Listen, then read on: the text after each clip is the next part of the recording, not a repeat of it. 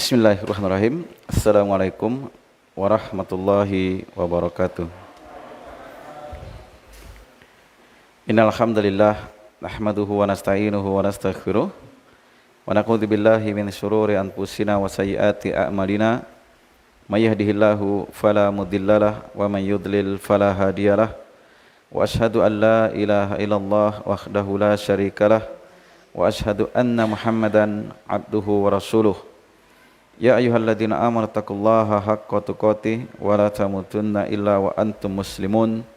Ya ayyuhan nasu taqu rabbakumul ladzi khalaqakum min nafsin wahidah wa khalaqa minha zawjaha wa bassa minhuma rijalan katsiran wa nisaa'a wattaqullaha alladzi tasaaluna bihi wal arham innallaha kana 'alaikum raqiba. Ya ayyuhalladzina amanu taqullaha wa qulu qawlan sadida yuslih lakum a'malakum wa yaghfir lakum dunubakum wa may yuti'illaha wa rasulahu faqad faza fawzan 'azima. Amma ba'd, fa inna asdaqal hadits kitabullah wa khairal hadi hadi Muhammadin sallallahu alaihi wa ala alihi wasallam wa syarrul umuri muhdatsatuha fa inna kulla muhdatsatin bid'ah wa kulla bid'atin dhalalah wa kulla dhalalatin finnar. Kita melanjutkan pelajaran kita dari membaca kitab Riyadhus Shalihin. Kita sudah masuk pada bab sabar. Dan ini adalah pertemuan yang ketiga dari membaca babus sabar, bab kesabaran. Bab kesabaran. Baik, ini pertemuan yang ketiga. Kita lanjutkan membaca dalil yang dibawakan oleh Al-Imam An-Nawawi rahimahullahu taala dari Al-Qur'an. Kita sudah membaca dua ayat dari Al-Qur'an yang disebutkan oleh Al-Imam An-Nawawi di dalam kitab Riyadhus Shalihin ini pada bab sabar. Kemudian kata beliau, wa qala ta'ala innama yuwaffas sabiruna ajrahum bighairi hisab. Az-Zumar ayat ke-10. Hanyalah dicukupkan tanpa batas bagi orang-orang yang bersabar. Balasan tanpa batas. Itu balasan tanpa hisab. Artinya tidak ada perhitungannya. Ya, hanyalah dicukupkan bagi orang-orang yang bersabar. Itu balasan tanpa batas. Ini menunjukkan kepada kita bahwa betapa besarnya balasan bagi orang-orang yang bersabar. Jadi kalau dia mendapat musibah, kemudian dia bersabar, atau orang yang melakukan ketaatan, atau dia bersabar di dalam meninggalkan maksiat, maka dicukupkan bagi orang-orang yang bersabar ini balasan tanpa batas.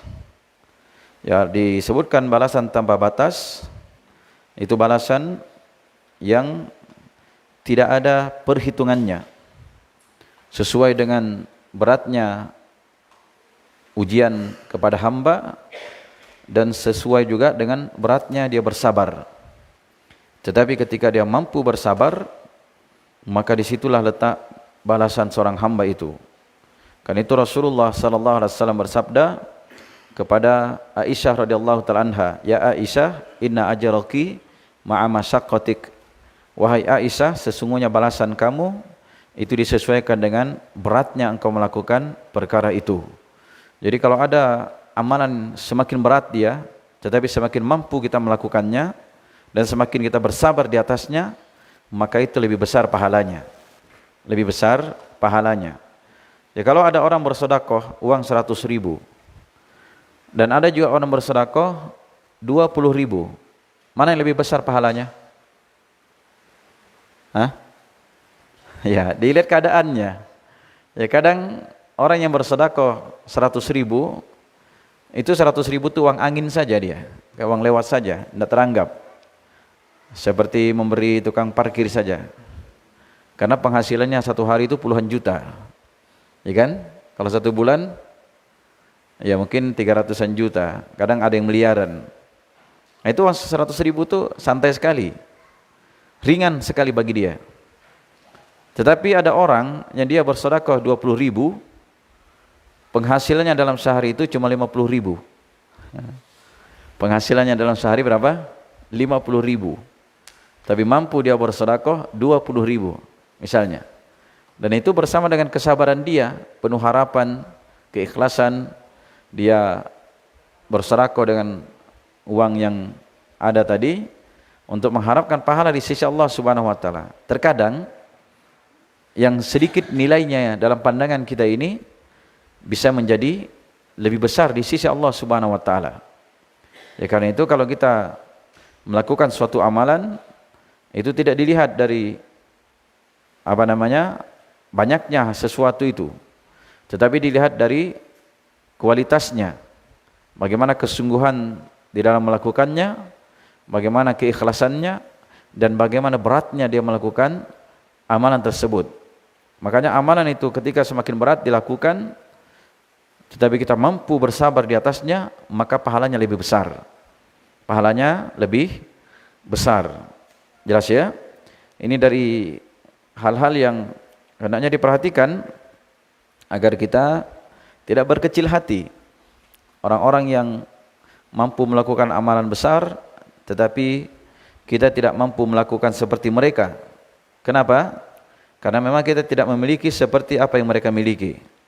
Tetapi bersamaan dengan itu, kita mampu melakukan amalan sesuai dengan kemampuan kita dan kesungguhan kita. Maka disinilah kadang pahala itu diberikan oleh Allah Subhanahu wa taala sesuai dengan kesungguhan seorang hamba. Makanya disebut di dalam ayat, innama yuwaffas sabiruna ajrahum bighairi hisab. Hanyalah dicukupkan bagi orang-orang yang bersabar, itu diberikan kepada orang-orang yang bersabar balasan mereka bighairi hisab, tanpa batas. Karena amalan soleh itu dilipat gandakan, kadang dilipat gandakan 10 kali lipat, bahkan sampai 700 kali lipat, bahkan kelipatan yang sangat banyak. Ini telah datang hadis di dalam bab ikhlas di kitab Riyadhus Shalihin ini. Jadi seseorang itu ketika dia melakukan kebaikan, satu kebaikan itu akan dibalas 10 kali lipat sampai 700 kali lipat, bahkan kelipatan yang banyak. Nah, itu tanpa batas, disesuaikan dengan keikhlasan dia. Karena itulah Rasulullah SAW bersabda apa? Sesungguhnya hamba itu idza hamma, jika dia sudah bersungguh-sungguh untuk melakukan kebaikan, idza hamma bihasanatin, jika dia sudah bersungguh-sungguh untuk melakukan satu kebaikan, maka ini telah dituliskan bagi dia satu kebaikan, satu pahala. Ini baru dia berniat untuk melakukan kebaikan, maka dibalas berapa? Satu pahala. Kemudian kalau dia melakukan amalan tersebut, tadi kan dia baru bersungguh-sungguh mau melakukannya, sudah diberi pahala satu. Kalau ya, kesungguhan dia tadi ini, niat dia yang bersungguh-sungguh ini tadi terwujud dalam amalan, dia lakukan amalan tersebut, ini akan dibalas 10 kali lipat.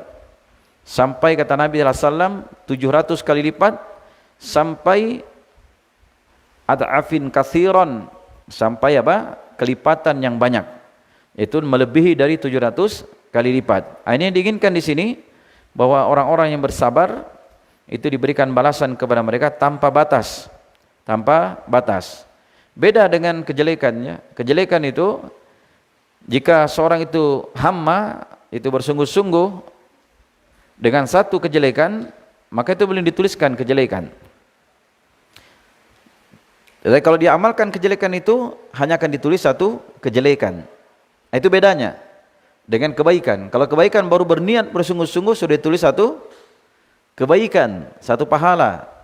Kalau dia lakukan tadi amalan itu, yang dia niatkan tadi, dia akan dibalas berapa? 10 kali lipat, sampai 700 kali lipat, bahkan sampai kelipatan yang banyak. Nah, begitu. Ini dari pokok-pokok yang hendaknya menghiasi diri kita ketika kita melakukan suatu amalan. Kita mengingat dalil-dalil yang terkait dengan ini, maka ketika kita melakukan kebaikan walaupun berat, maka kita bersabar di atas amalan tersebut agar kita mendapatkan kebaikan yang banyak. Karena kebaikan itu kadang Allah segerakan balasannya di dunia, dan kadang Allah Subhanahu wa taala berikan nanti ketika kita berada di alam kubur dan ketika kita berada di negeri akhirat. Di situ kita melihat hasil dari kebaikan kita yang telah kita usahakan di dunia ini. Kemudian pada dalil yang berikutnya, atau di sini juga terdapat faedah di dalam ayat ini, itu adanya targhib fi sabar. Yaitu apa? Anjuran untuk bersabar. Karena dengan bersabar itu kita akan mendapatkan balasan tanpa batas.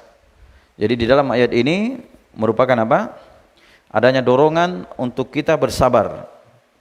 Jelas ya? Kemudian berkata Imam An-Nawawi rahimahullahu taala pada ayat yang keempat, wa qauluhu ta'ala, dan firman Allah Ta'ala, wala man sabara wa ghafara inna dzalika lamin azmil umur. Dalam surat Asy-Syura ayat ke-43, bagi siapa yang bersabar dan dia memaafkan, inna dzalika lamin azmil umur, sesungguhnya hal tersebut bagian dari azm. Azm itu artinya tekad, perkara yang betul-betul harus diusahakan, al-umur, dari perkara. Jadi kesabaran bagi siapa yang bersabar dan bagi siapa yang memaafkan, maka sesungguhnya hal itu min azmil umur, lamin azmil umur, betul-betul dari perkara yang harus kita bersungguh-sungguh dengannya. Karena sesungguhnya orang yang bersabar di atas gangguan manusia dan dia memaafkan mereka, memaafkan kejelekan-kejelekan orang yang mengganggu dia, maka Allah berfirman, lamin azmil umur, itu adalah dari perkara yang betul-betul harus diusahakan. Karena yang namanya hidup itu mau tidak mau pasti kita akan mengalami yang namanya gangguan. Ya, ayat ini terkait dengan masalah gangguan ya dari manusia. Yang kita hidup mau tidak mau pasti kita akan diganggu oleh manusia. Kita dibenci, kita digunjing, ya kan? Kita dicerita jelek di belakang. Sebaik apapun kita, pasti ada orang tidak suka. Ya, pasti ada orang yang tidak suka. Tidak mungkin kita selamat dari seluruh keinginan manusia. Karena itu disebutkan oleh para ulama zaman dahulu, jangankan si fulan gitu. Sebutkan lagi, jangankan Ibnu Mandah, itu kan ulama-ulama terkenal semua disebutkan. Itu tidak lepas dari kesalahan. Jangankan dia, Nabi SAW saja tidak luput dari kesalahan. Tidak luput dari celaan. Jangankan Nabi SAW, Allah saja itu tidak luput dari celaan. Kan begitu? Nabi kita Muhammad, dia adalah sebaik-baik orang yang dikenal di masanya ketika dia masih muda. Dikenal sebagai orang yang jujur, dikenal sebagai orang yang amanah, dikenal sebagai orang yang dia baik dan lain sebagainya akhlaknya. Tetapi bersamaan dengan itu, ketika dia diangkat sebagai nabi, dia mendakwahkan tauhid. Apa yang terjadi? Disitulah mulai dia dikatakan sebagai orang gila, ya kan? Dikatakanlah dia tukang sihir, dikatakanlah dia penyair. Kenapa demikian? Dia dikatakan tukang sihir karena kalau orang dibacakan ayat Al-Quran, orang akan terdiam, tenang gitu. Itu seperti tersihir. Kemudian dikatakan juga dia tukang syair karena ayat-ayat Al-Quran yang dibaca oleh Nabi kita Muhammad itu lebih baik daripada syair. Coba kita cari ayat dalam Quran, maka akhir-akhir dari ayat itu kadang sama dia qafiyahnya atau huruf-hurufnya. Qul a'udzu birabbin nas, malikin nas, ilahin nas, min syarril waswasil khannas, alladzi yuwaswisu fi sudurin nas, minal jinnati wan nas. Ya kan? Huruf sin semua akhirnya. Itu cari saja ayat-ayat atau surat-surat di dalam Al-Quran. Seperti itu. Nah inilah sehingga Nabi kita itu dituduh dia sebagai penyair. Tapi dikatakan beliau penyair, beliau juga tidak pernah belajar syair. Dikatakan beliau orang gila. Ya kan? Karena berbicara dari mana dia dapat hal tersebut dan lain sebagainya dan lain sebagainya. Tidak lepas dari celaan. Demikian pula Allah Subhanahu wa taala yang Maha Suci, yang Maha Agung, itu juga tidak lepas dari celaan. Dikatakan Allah itu satu dari yang tiga, dikatakan Allah itu punya anak, dikatakan Allah itu Tuhan Bapa, dan lain sebagainya. Dikatakan Allah itu tidak adil, ya kan? Ini semua adalah celaan terhadap Allah Subhanahu wa taala. Ini siapapun yang ingin lepas dari yang namanya gangguan manusia, maka tidak akan bisa. Karena itu kata para ulama juga, andaikan setiap anjing yang menggonggong itu kita ambilkan batu, dilempar dia, habis itu batu, anjing tidak berhenti menggonggong, ya atau tidak? Ya kan? Coba setiap anjing menggonggong, ambil batu, lempar lagi, ambil lagi batu, lempar lagi, dia tidak akan berhenti menggonggong, karena itu memang kerjaannya dia, ya kan? Makanya kata para ulama, yaitu al-kilabu tanbah, al-qafilatu tamur. Jadi anjing menggonggong, kafilah tetap berlalu. Biarkan saja orang menggonggong. Ya, orang cerita kita jelek, orang bilang kita begini, begitu. Kalau memang itu tidak benar ada pada diri kita, maka yang seperti itu dari hal yang dibiarkan saja, itu semua harus menambah kesabaran kita. Kita belajar berjenggot dibilang kambing, ya dia itu yang kambing. Karena dia nyata-nyata kita manusia, kok dibilang lihatnya kambing? Kan tidak normal namanya itu. Itu mau diterapi itu otak orang seperti itu, mau dicuci otaknya. Ya kan, kadang kita, masya Allah, celana di atas mata kaki dibilang kebanjiran. Oh, dia itu celananya sampai di tanah, menyeret lumpur, tai ayam, kan begitu. Kita lebih bersih. Nah, itu biarkan saja. Sebenarnya orang-orang yang mencela itu akan kembali kepada dirinya sendiri, dan celaan itu tidak akan membahayakan kita. Tidak akan membahayakan kita. Paham ya? Ini dari hal-hal yang kalau memang kita itu berada di atas kebaikan sehingga mendapat celaan.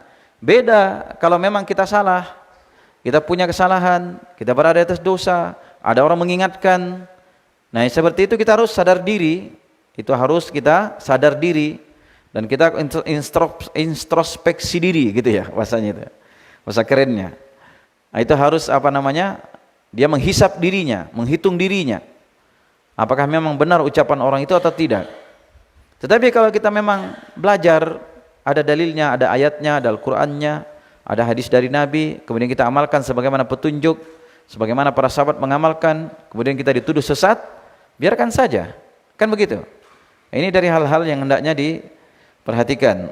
Karena itu bagi siapa yang bersabar dan dia memaafkan manusia, sesungguhnya hal itu dari perkara yang hendaknya betul-betul diusahakan. Kemudian di sini dari pokok juga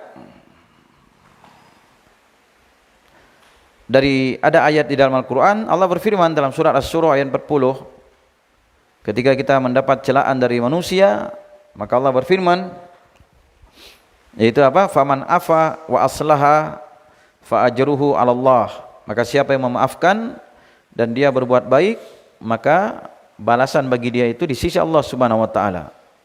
Yaitu jika dia memaafkan manusia dan dia mengampuni mereka, memberikan islah, itu perbaikan, maka Allah Subhanahu wa taala yang memberikan pahala kepada dia. Kita lanjut pada ayat yang berikutnya yang disebutkan oleh Al-Imam An-Nawawi rahimahullahu taala.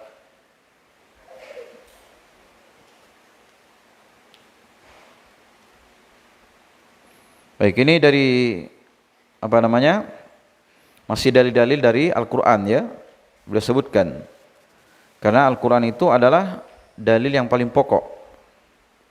Dalil yang paling pokok. Jadi kalau berdalil itu pertama mulai dari Al-Qur'an. Kemudian yang kedua dari hadis-hadis Nabi. Jadi hadis-hadis Nabi itu ambil dulu yang paling sahihnya dulu. Itu yang tercakup di dalam Sahih Al-Bukhari dan Sahih Muslim. Setelah itu dalam Sahih Bukhari saja atau Sahih Muslim saja. Kemudian setelah itu dari para imam setelahnya. Itu ada urutannya. Jadi lihat kalau yang di luar dari Bukhari Muslim, maka diperiksa apakah hadisnya sahih atau tidak. Begitu ya. Kalau memang hadisnya sahih, itu artinya bersumber dari Nabi, bisa dipertanggungjawabkan. Kalau dikatakan hadis yang dhaif, itu hadisnya lemah, maka itu tidak bisa dipakai berhujjah, tidak bisa dipakai berdalil. Kemudian pada ayat yang berikutnya Allah Ta'ala berfirman, wa qala ta'ala, Allah Ta'ala berfirman, walaman ista'inu bis sabri was salah innallaha ma'as sabirin. Ini ayat yang keberapa? Yang kelima ya. Ista'inu bis sabri was salah. Minta pertolonganlah kalian bis sabr, dengan kesabaran. Jadi ini perintah dari Allah Subhanahu wa taala untuk meminta pertolongan. Ista'inu itu artinya mintalah aun, itu pertolongan. Dengan apa? Bis sabr, dengan kesabaran. Wassalah, dan dengan salat. Jadi kita diperintah untuk meminta pertolongan kepada Allah Subhanahu wa taala, yang pertama dengan kesabaran, yang kedua dengan apa? Dengan salat. Jadi dua ayat ini, dua amalan ini, kesabaran dengan salat, itu digandengkan.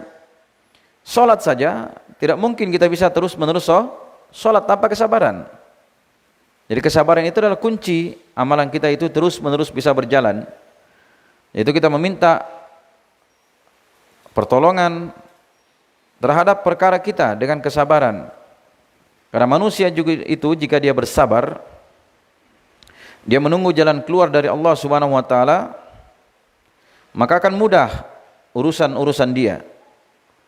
Karena itu ketika dia bersabar terus minta pertolongan kepada Allah Subhanahu wa taala dengan kesabarannya dan dengan salat, maka Allah Subhanahu wa taala akan memberikan pertolongan kepada dia.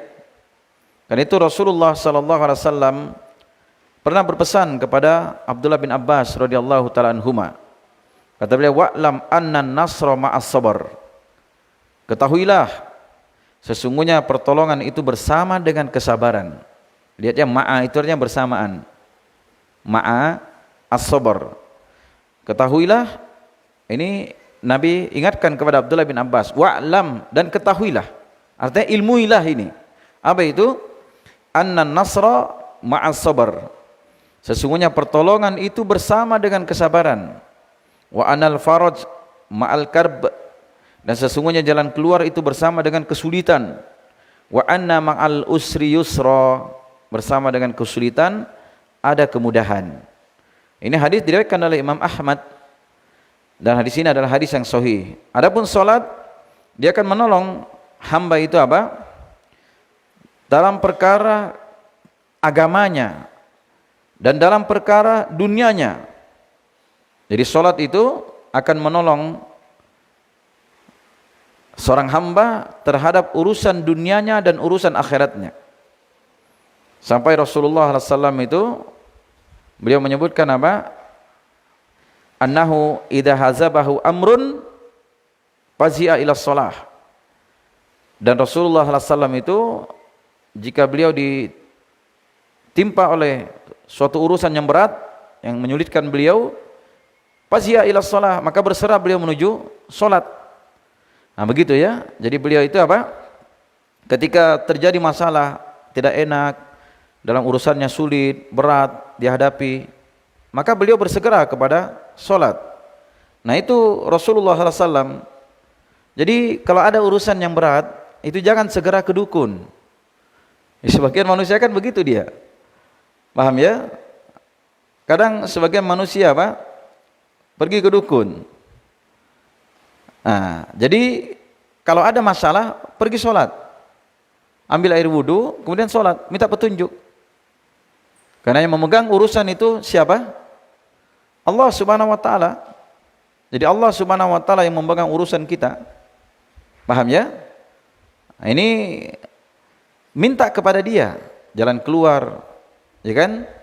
Minta kepada dia jalan keluar.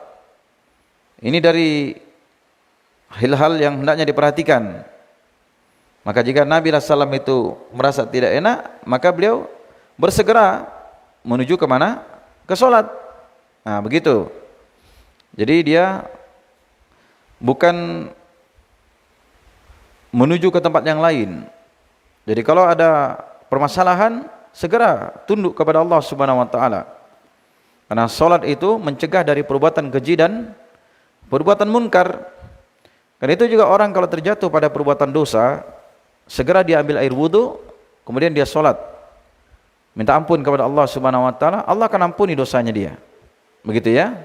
Karena itu meminta pertolongan dengan sholat dan dengan sabar itu digandengkan, karena itu adalah perantara bagi keselamatan seorang hamba. Kalau dia ada masalah, sudah dia bersabar di atasnya, kemudian dia sholat, menyambung hubungan antara dia dengan Allah Subhanahu wa taala. Karena sholat itulah hubungan itu bisa tersambung dengan Allah Subhanahu wa taala. Bahkan yang terdekat antara hamba dengan Allah Subhanahu wa taala itu ketika dia sholat, ketika dia sujud. Itu tempat yang paling dekat antara seorang hamba. Datang dalam hadis yang diriwayatkan oleh Imam Muslim, Rasulullah SAW bersabda, apa itu? Kata beliau, aqrabu ma yakunul abdu inda rabbih fa huwa sajid. Sesungguhnya sedekat-dekat hamba di sisi Tuhannya itu ketika dia sujud. Fa'aktsirud du'a, kata Nabi, maka perbanyaklah doa ketika sujud. Maka sangat sulit untuk tidak dikabulkan. Paham ya? Artinya sangat cepat untuk dikabulkan ketika dia bersujud kemudian berdoa kepada Allah Subhanahu wa taala. Di situ kita meminta kepada Allah Subhanahu wa taala. Dan ketika kita meminta pertolongan kepada Allah Subhanahu wa taala dengan sabar, dengan salat. Apa lanjutan ayatnya? Innallaha ma'as sabirin. Sesungguhnya Allah Subhanahu wa taala itu bersama dengan orang-orang yang bersabar. Lihat ya, Allah itu bersama dengan orang-orang yang bersabar. Ini disebut dengan ma'iyatun khassah, kebersamaan secara khusus. Jadi kapan seorang itu bersabar, maka Allah akan bersama dia. Allah akan bersama dia. Ingat ya, kebersamaan Allah ini dalam penjagaan Allah, dalam pengawasan Allah. Itu yang dimaksud dengan kebersamaan Allah Subhanahu wa taala dengan hambanya. Ada dua kebersamaan Allah Subhanahu wa taala. Yang pertama itu disebut dengan ma'iyah ammah, kebersamaan umum. Itu kebersamaan Allah terhadap seluruh manusia. Itu Allah bersama seluruh manusia, yaitu Allah melihatnya, Allah mengetahuinya, Allah mengawasinya. Begitu. Itu disebut kebersamaan Allah. Dan yang kedua, itu ada yang disebut dengan ma'iyah khassah, yaitu kebersamaan secara khusus. Yang mana kebersamaan secara khusus ini mengharuskan pertolongan dan penguatan dari Allah Subhanahu wa taala. Ini khusus bagi para rasul dan bagi para pengikutnya. Kapan Allah Subhanahu wa taala bersama dengan mereka, berarti Allah akan menolong mereka dan akan mengokohkan mereka, akan menguatkan mereka. Nah, itu hebatnya dia. Karena itulah Allah Subhanahu wa taala itu bersama dengan orang-orang yang bersabar. Ketika dia bersabar, dia akan mendapatkan kebersamaan secara khusus dari Allah Subhanahu wa taala. Allah akan tolong dia, Allah berikan perlindungan kepada dia, Allah yang akan mengawasi dia, Allah yang membimbing dia. Nah, begitu. Maka kalau kita ingin mendapatkan pertolongan dari Allah Subhanahu wa taala, itu dengan apa? Dengan bersabar. Innallaha ma'as sabirin. Sesungguhnya Allah itu bersama dengan orang-orang yang sabar. Ini dalil menunjukkan bahwa sesungguhnya Allah Subhanahu wa taala itu akan menolong orang-orang yang bersabar dan akan menguatkannya. Bagi siapa? Bagi orang-orang yang bersabar. Jelas ya? Kemudian kita masuk pada ayat yang berikutnya, ayat yang ke-6.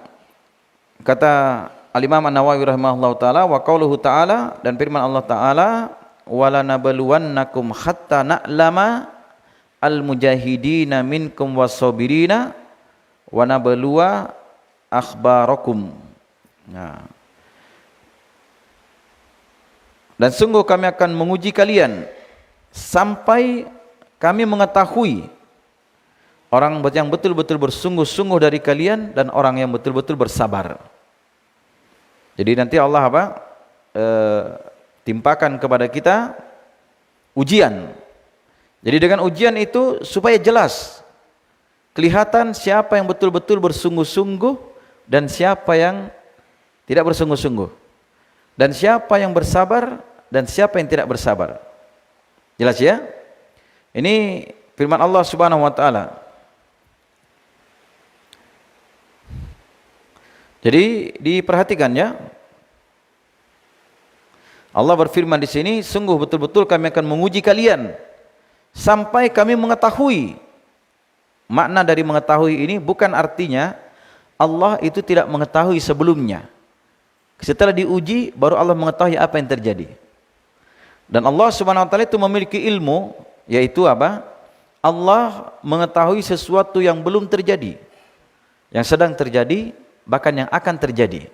Itu diketahui oleh Allah Subhanahu wa taala. Tidak ada yang luput dari Allah. Tetapi kenapa dikatakan di sini, sungguh kami akan betul-betul menguji kalian hingga kami mengetahui orang-orang yang benar-benar berjihad dan orang-orang yang bersabar di antara kalian, dan akan kami uji keadaan kalian, kata Allah. Ini tujuannya adalah supaya manusia ini paham siapa dirinya. Ketika diberikan ujian, nampak pada dirinya apakah dia betul-betul bisa bertahan atau tidak. Bukan artinya Allah tidak mengetahui. Jelas ya? Bukan artinya Allah tidak mengetahui. Hanya saja dengan ujian ini, itu Allah Subhanahu wa taala itu apa? Menjadikan orang itu akan betul-betul nampak hakikat dari dirinya. Jelas ya? Bukan artinya Allah tidak mengetahui. Allah tahu orang ini kalau dikasih begini dia akan begini. Itu diketahui oleh Allah Subhanahu. Karena Allah itu Al-Alim, Maha mengetahui. Tidak ada yang luput dari Allah. Tetapi kenapa diuji? Nah, di situ dia. Diuji itu adalah agar betul-betul ketika nampak dia betul-betul berjihad dan betul-betul bersabar, disitulah Allah akan berikan pahala kepada dia. Paham ya? Tujuannya begitu. Allah nguji itu agar Allah beri pahala kepada dia yang besar atau tidak. Karena kan orang kalau tidak diuji tidak akan nampak dia bagaimana kondisinya. Tetapi ketika dia diuji, sudah nampaklah keadaannya. Sehingga Allah akan memberikan kepada dia apa tadi? Pahala yang besar. Jelas ya? Atau ketika dia tidak mau bersabar, tidak mau berjihad, bersungguh-sungguh, maka akan diberikan iqab, balasan bagi dia. Karena itu sesungguhnya ilmu Allah terhadap sesuatu itu meliputi segalanya. Tetapi kenapa dikatakan sampai kami mengetahui orang-orang yang berjihad, itu agar nampak, ya, agar nampak, sampai nampak sesuatu itu, sampai nampak sesuatu itu, sehingga dengannya lah nanti Allah akan berikan balasan kepada mereka. Begitu ya. Ini masalah terikat dengan ilmu Allah tadi, terikat dengan masalah balasan bagi hamba. Jadi kalau dia betul-betul bersungguh-sungguh minta pertolongan kepada Allah dengan sabar, karena dengan bersabar itulah kita akan dapat pertolongan dari Allah. Jelas ya? Baik, ini ayat yang ke-6 yang dibawakan oleh siapa? Al-Imam An-Nawawi rahimahullahu ta'ala.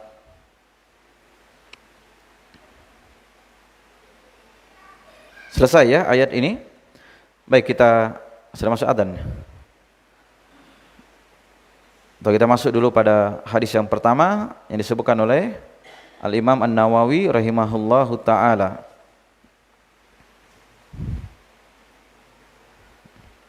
Baik, kita baca dulu hadisnya, nanti baru kita adzan. Jadi di sini disebutkan pada hadis yang pertama di dalam kitab di dalam bab sabar dari kitab Riyadhus Shalihin.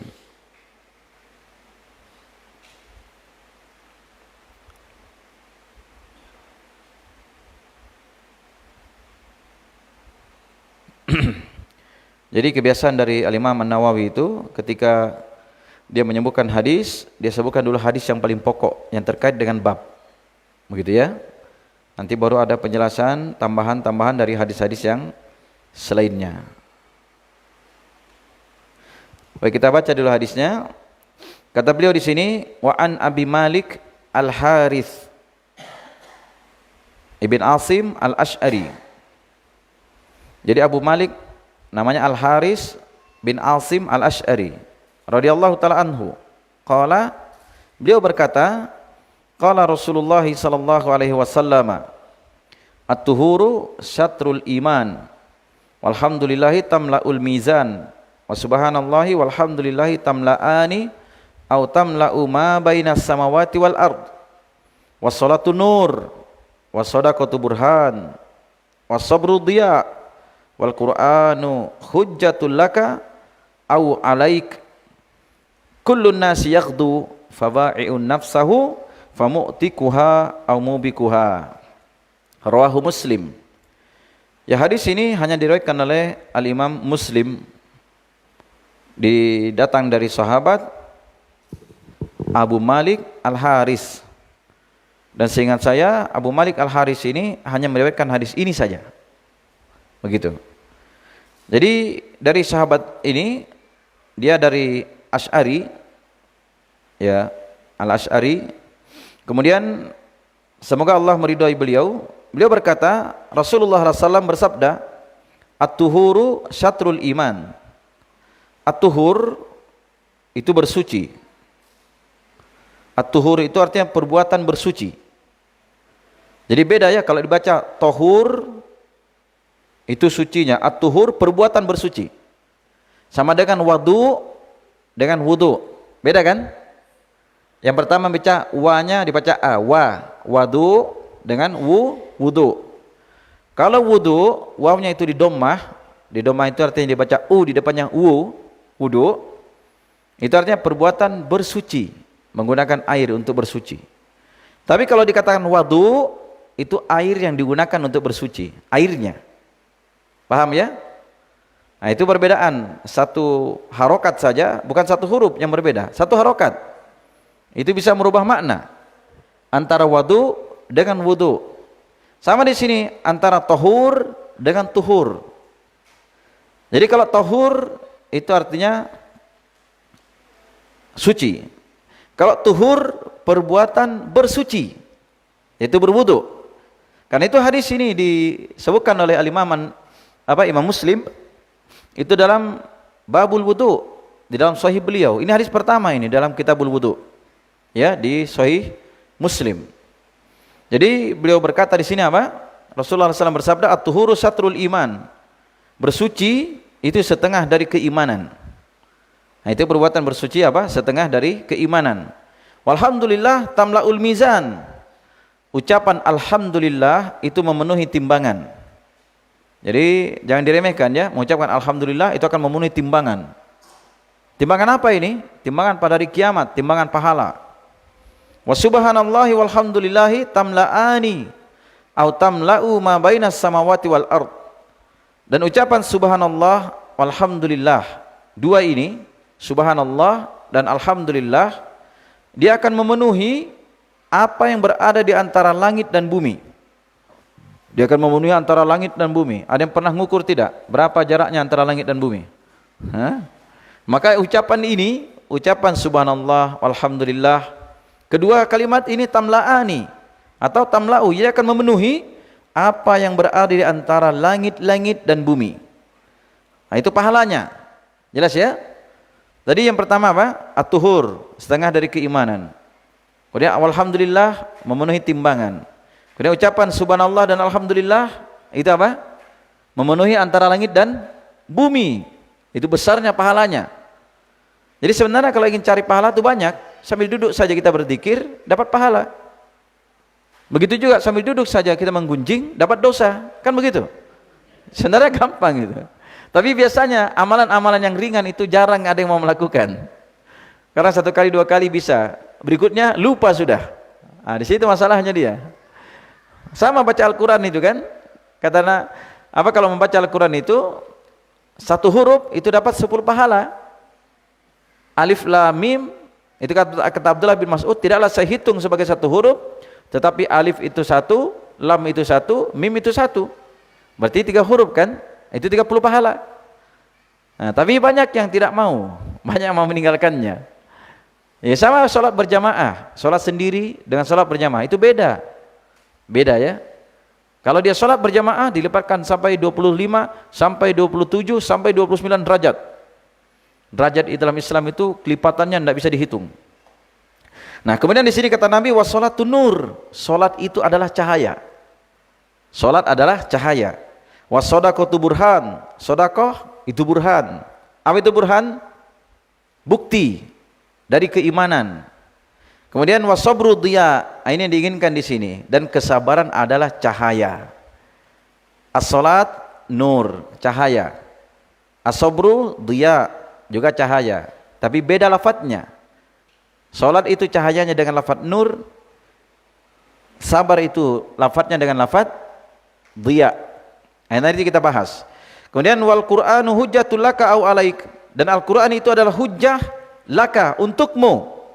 Artinya hujjah itu argumen, untukmu artinya yang akan membela kamu nanti.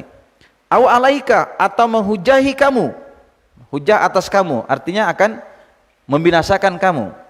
Itu Al-Quran, dari dua sisi dia. Kalau kita baca, kita pelajari, itu akan membela kita pada hari kiamat. Tapi kalau kita belakangi, kita tinggalkan, kita tidak mau pelajari, itu akan menjadi hujjah atas kita. Ya, dimintai pertanggungjawaban. Kenapa kamu tidak mau belajar? Setelah itu kata Nabi, kulun nasi yaghdu, setiap manusia itu di pagi hari, fawai'un nafsah, mereka itu, dia itu menjual dirinya, famu'tikuha au mubikuha, apakah dia membebaskan dirinya atau dia membinasakan dirinya. Jadi setiap pagi hari kita ini selalu menjual diri kita, apakah menjual untuk membebaskan diri kita dari api neraka atau menjual dirinya untuk menyelamatkan dia. Jelas ya? Baik, kita adzan dulu baru kita jelaskan ayat ini.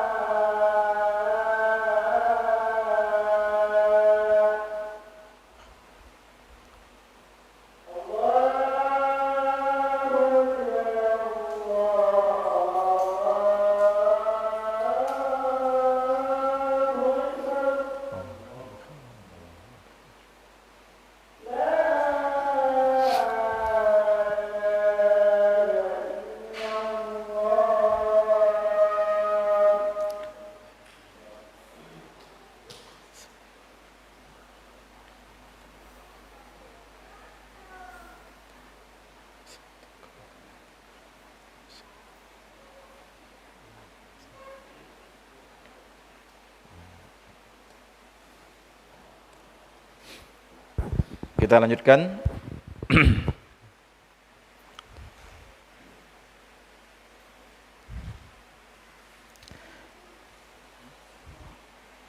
Kemudian di sini disebutkan oleh Nabi sallallahu alaihi wasallam, at-tuhur satrul iman. At-tuhur itu artinya taharatul insan.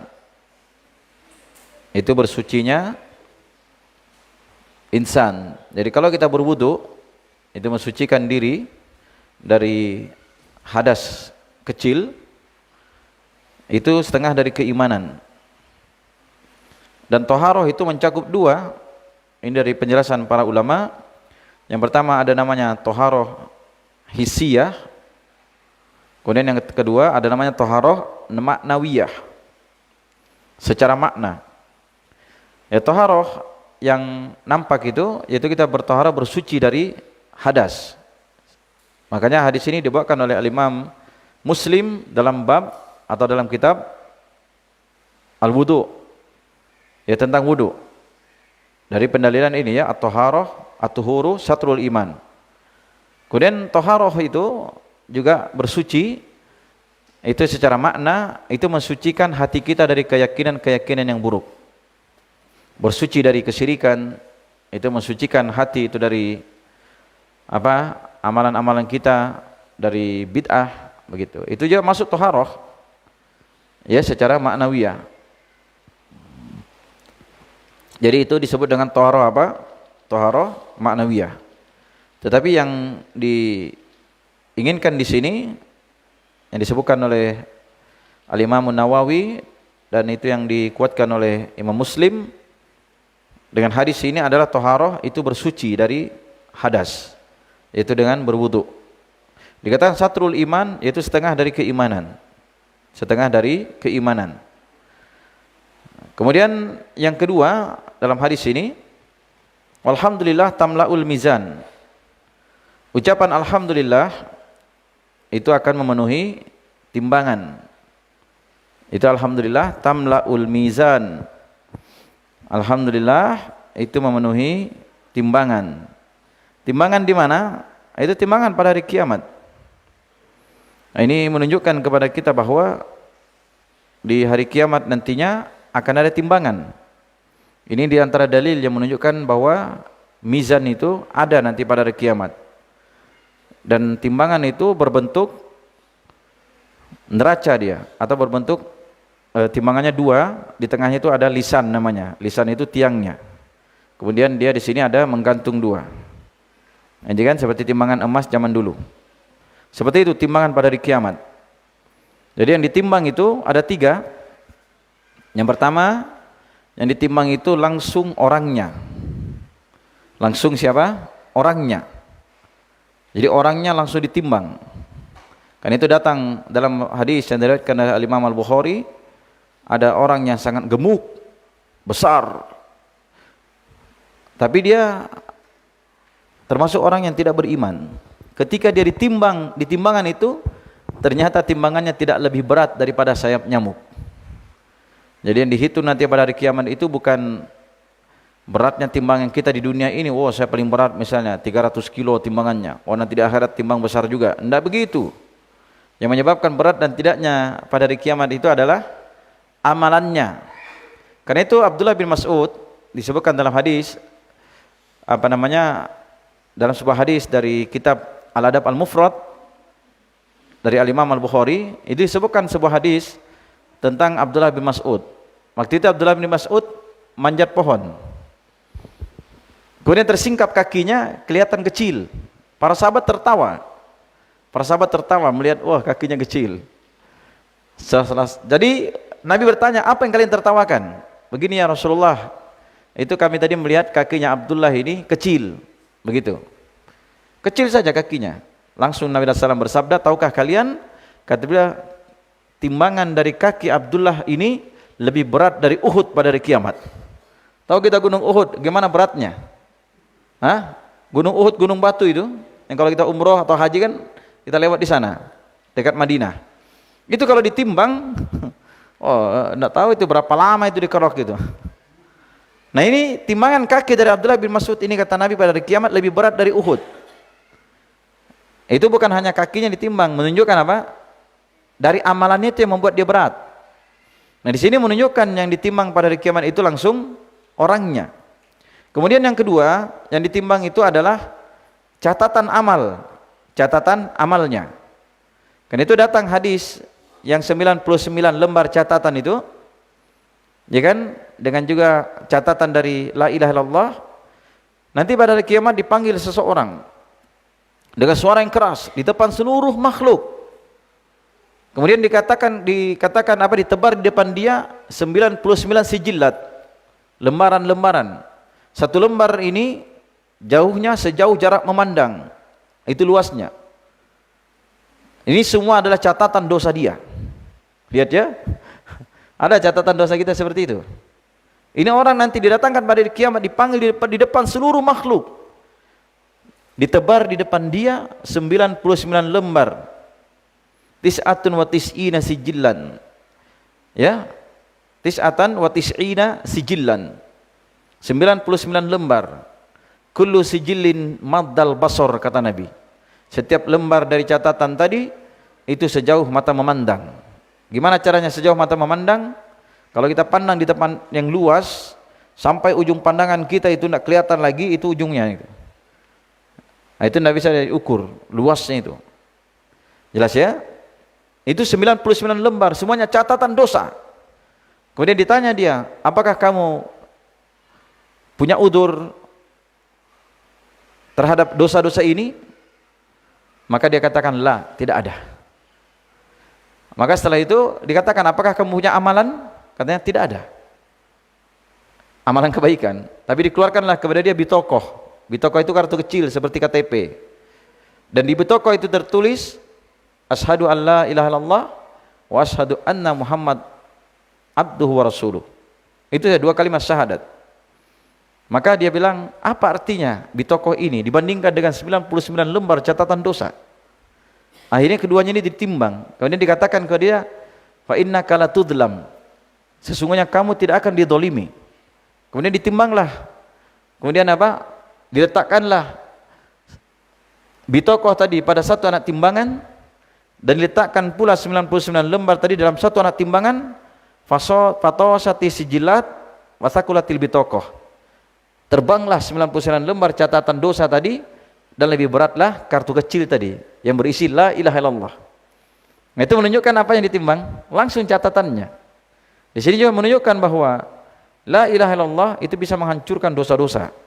Kalau dia la ilallah itu memunculkan keikhlasan. Paham ya? Baik.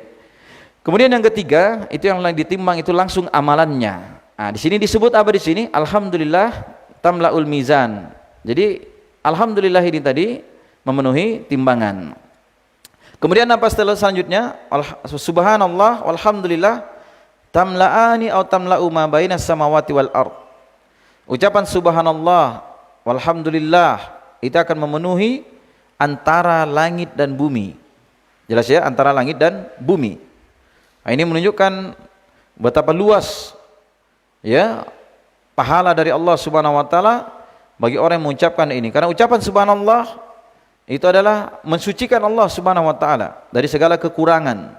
Paham ya? Dari segala kekurangan. Dan ucapan alhamdulillah itu adalah memuji Allah Subhanahu wa taala dengan pujian sebaik-baik pujian. Dengan sebaik-baik pujian.